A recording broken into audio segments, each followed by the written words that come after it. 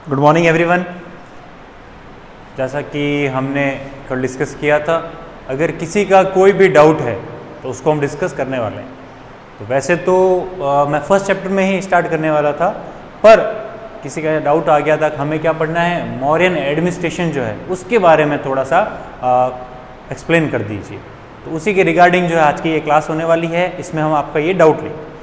मैं फिर से आपको रिमाइंड करवा देता हूँ, अगर किसी को किसी भी तरह का डाउट है, थोड़ा सा सेंसिबल होना चाहिए और वो रियल होना चाहिए कि भाई एक्चुअली में ये जो है थोड़ा सा डिफिकल्ट रहता है, तो वो डाउट जो है हम डिस्कस कर लेंगे यहाँ पे।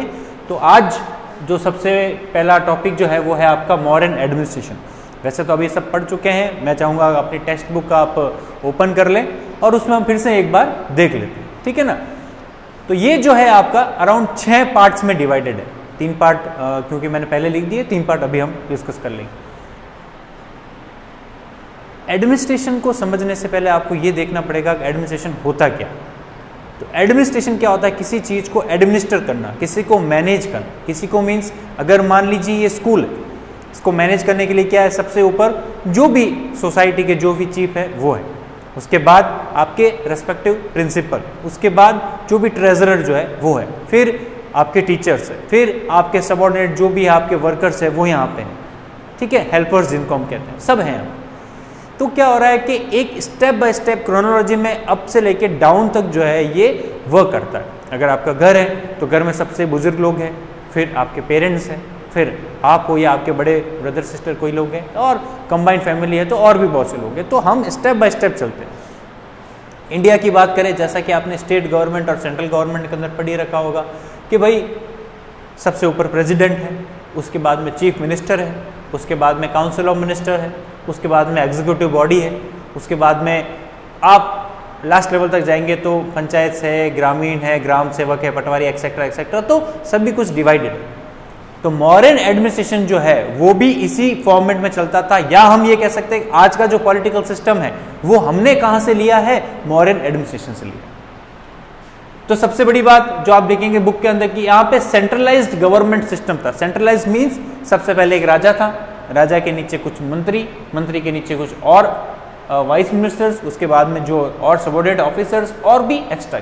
तो पूरा एडमिनिस्ट्रेशन जो है, पूरी कंट्री जो है, क्योंकि राजा तो सभी जगह नहीं पहुंच सकता, तो इसलिए उसने क्या किया, जगह जगह पे अपने कुछ नॉमिनी वहां पे अपॉइंट कर दिए। तो सबसे बड़ी बात क्या थी, एक सेंट्रलाइज्ड गवर्नमेंट सिस्टम था।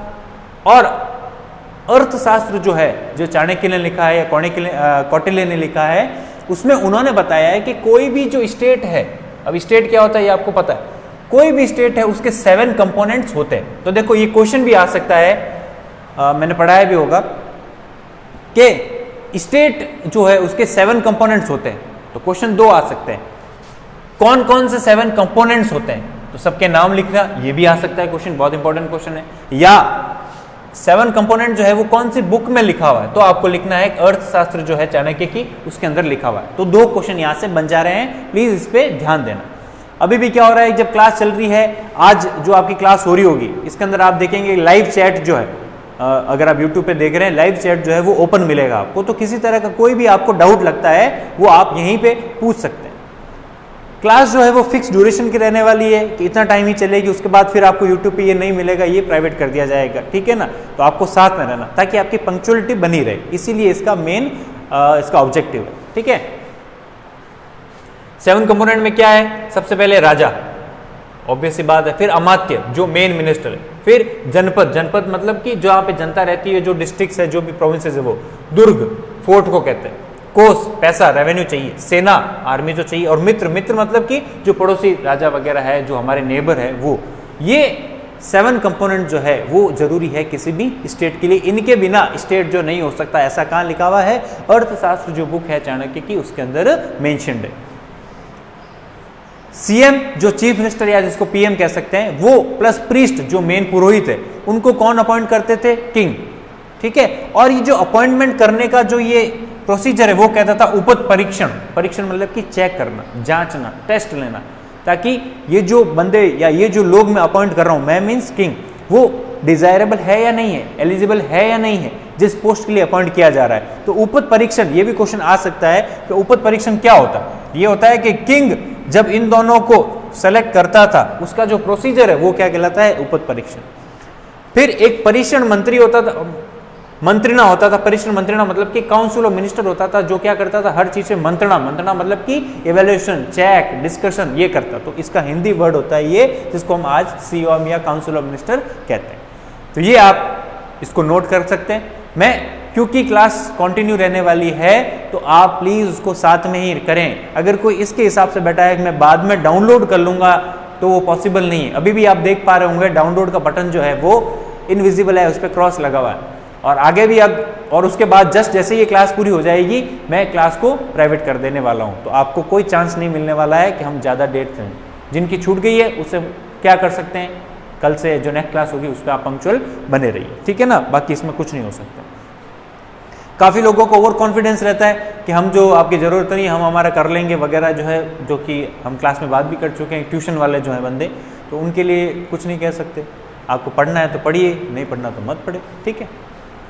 तो ये तो था एक जनरल मीनिंग कि कौन से कंपोनेंट है, सेंट्रलाइज गवर्नमेंट क्या होता है वगैरह वगैरह। तो ये एक बारी मैं लिखा हुआ रख देता हूँ, आप बाद में लिख लेना।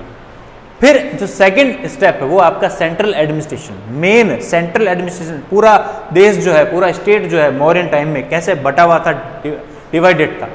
तो सबसे पहले इसके अंदर क्या होते थे, तीर्थ। तीर्थ किसको बोलते हैं, जो डिपार्टमेंट हुआ करते थे, जैसे कि फॉरेन, डिफेंस, इरिगेशन, एग्रीकल्चर वगैरह, ट्रांसपोर्ट, रोड वगैरह, उस तरह के डिपार्टमेंट जो है वो तीर्थ कहलाते थे। तो तीर्थ क्या होते हैं, डिपार्टमेंट। कितने हुआ करते थे, लमसम 18 के आसपास हुआ करते थे। इनको जो चलाता था, इनका जो प्रेसिडेंट था वो कहलाता था महामात्म्य। महामात्म्य इनका जो प्रेसिडेंट था, अलग अलग डिपार्टमेंट का, एक का नहीं, अलग अलग डिपार्टमेंट का उनका हेड कौन था, महामात्म्य। जैसे कि मिनिस्टर हो गए, प्रीस्ट हो गए, युवराज हो गए, और भी अलग अलग लोग बाग जो है उनको महामात्म्य बनाया जाता था। नेक्स्ट जो हम चलते हैं वो आता है समाहर्ता। समाहर्ता मतलब कि वो आदमी या वो डिपार्टमेंट जो क्या करता है, रेवेन्यू को कलेक्ट करता है। ऑब्वियस सी बात है, किसी भी कंट्री को चलाने के लिए सबसे ज़्यादा क्या डिजायरेबल है, पैसा। पैसा होगा तभी वो कंट्री चल पाएगी, नहीं तो नहीं रन कर पाएगी।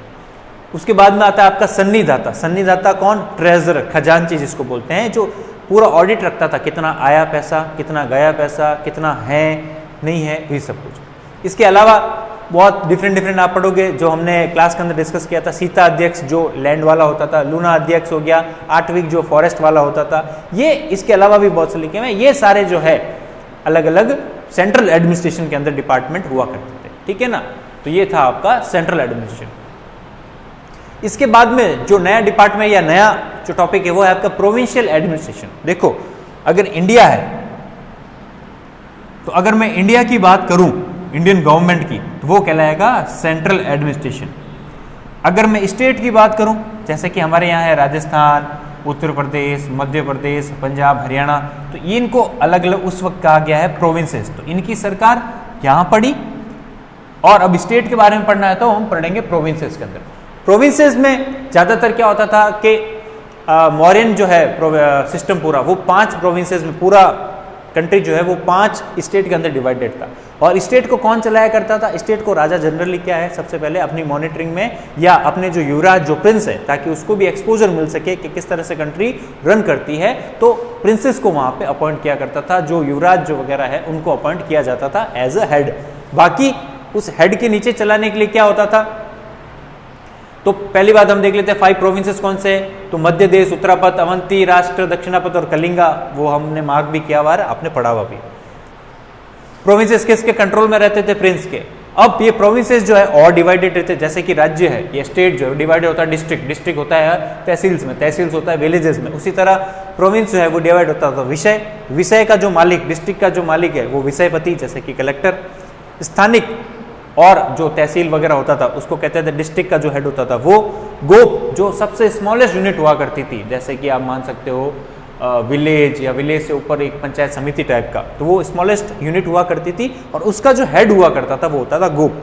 ऐसा नहीं है कि प्रिंस इन सब पे नजर नहीं रखता है, पर अपने काम को डिवाइड करने के लिए इस तरह का अरेंजमेंट किया जाता था, जैसे कि यहाँ किया हुआ है, अपने अंडर में इतने लोगों को वो रखता था। एक और मिनिस्टर आप देखते हो, उसको कहते हैं हम प्रदेश त्री, जो समाहर्ता, जो आपने यहां पढ़ा, इसके अंडर में काम किया करता था, डायरेक्ट इसको रिपोर्ट किया करता था। और इसका काम क्या था, जो स्थानिक है, गोप है, जो विलेज है, यहाँ नहीं लिखा हुआ है, विलेज है, इस पर तीनों पे कंट्रोल रखना। ये एक अलग ही आदमी है जो इन तीनों पे कंट्रोल रखना है, ताकि नीचे के लेवल पे रेवेन्यू वगैरह जो है वो जनरेट हो सके।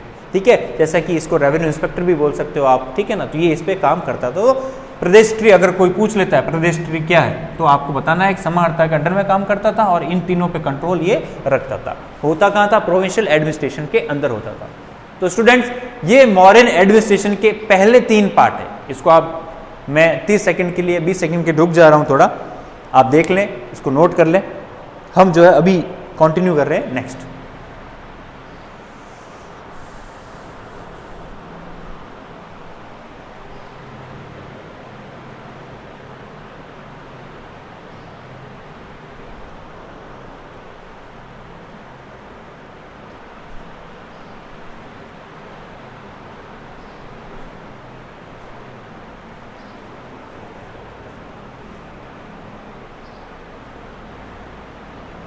आपने स्क्रीनशॉट ले लिया होगा, तो आगे बढ़ते।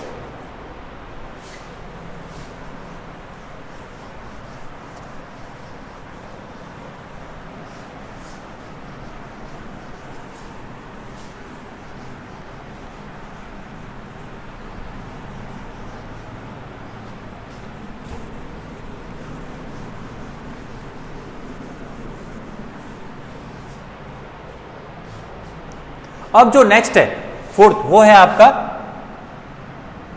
City administration.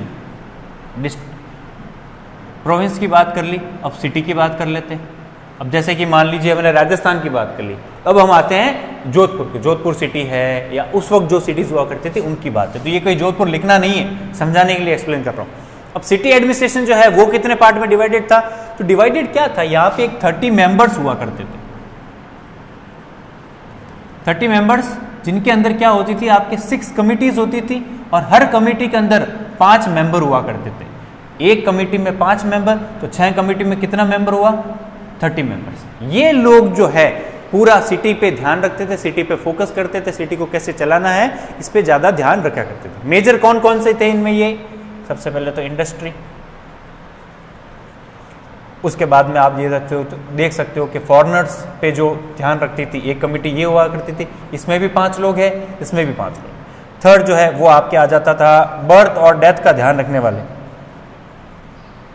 इसमें भी 5 लोग हैं इस कमेटी के अंदर। उसके बाद में आपके आ जाता था ट्रेड,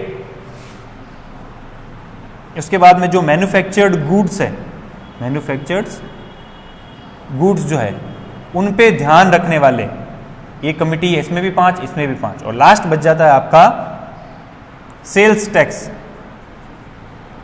जो ये सेल हुआ है इस पे पैसा लेने वाली कमेटी, जो उस पे फोकस रखती थी। तो ये 5 तरह की कमिटीज हुआ करती थी, सॉरी 6 तरह की कमिटीज हुआ करती थी, हर एक में 5-5 मेंबर्स है, तो 6 × 5 30 मेंबर। ये 30 मेंबर जो है सिटी एडमिनिस्ट्रेशन को पूरा फोकस करते थे, इसका ध्यान रखते थे, आप नोट कर सकते।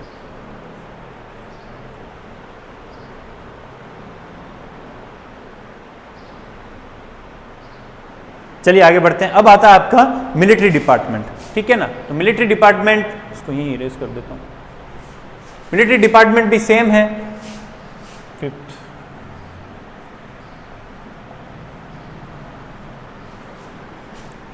सबकी बात हो गई, मिलिट्री की बात कर लेते हैं। इनमें भी क्या रहने वाला है कि 6 कमिटीज हैं,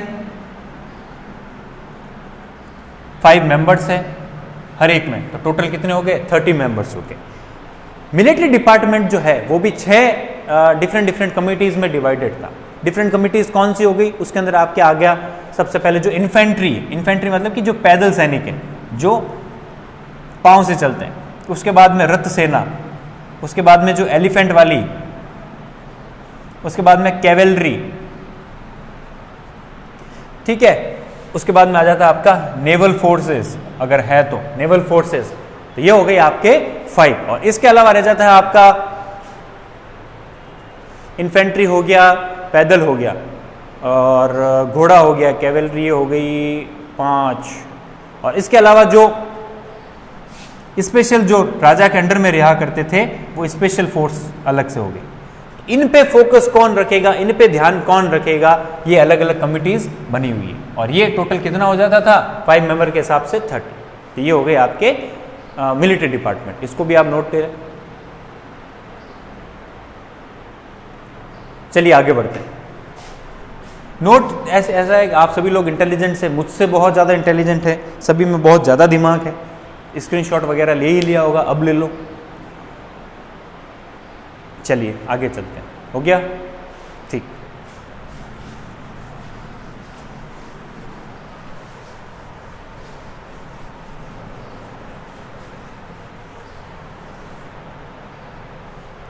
लास्ट जो रह जाता है वो आपके देखो प्रोविंस आ गया, सिटी आ गई, सेंट्रल एडमिनिस्ट्रेशन आ गया, हाँ जुडिशियल सिस्टम।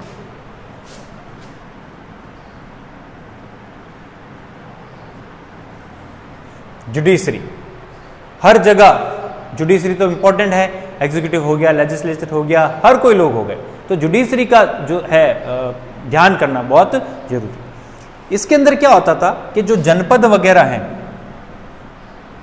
या जो लोकल एरियाज जो है, इन पर फोकस करने वाले आदमी को या जो जजेस को, उनको कहा जाता था संग्रहण करता जो होता था, वो इन पे फोकस रखता था, वो इन पे ध्यान रखता था। एक और दूसरा लोग हुआ करता था, आदमी हुआ करता, उसको कहते थे द्रोणमुख। ये क्या करते, तो जनपद जो छोटे लेवल के मामले जो है या एरिया फिक्स जो है, जनपद छोटा एरिया जो है, डिस्ट्रिक्ट वगैरह का लोकल एरिया जो है, वहां पे ये ध्यान रखते थे। विलेजेस की मैं बात करूं तो पहला तो यही होगी। विलेजेस की बात करें तो विलेजेस में जो पंच हुआ करता था वो अपना मामला जो है विलेज लेवल पे ही पूरा कर लेते। तो जो छोटे कोर्ट यहाँ हो गए, थोड़े से बड़े यहाँ हो गए, और सबसे बड़ा जो कोर्ट हुआ करता था जैसे कि सुप्रीम कोर्ट टाइप हो गया, या सुप्रीम कोर्ट तो राजा ही होगा, हाई कोर्ट टाइप, तो वो होता था आपके पाटलिपुत्र में, जो कैपिटल है थी मौर्यन डायनेस्टी के टाइम में। तो पाटलिपुत्र में जो है वो ये जज बैठा करता था, जो पूरा ध्यान रखा करता था कि अगर मामला ज़्यादा लेवल का है तो ये तो हो गए आपके कुछ, तो सेंट्रल यहाँ पर। इसके अलावा जो कोर्ट बसते हैं वो आपके बसते हैं, एक धर्मस्थे और दूसरा बसता है कंटक शोधन।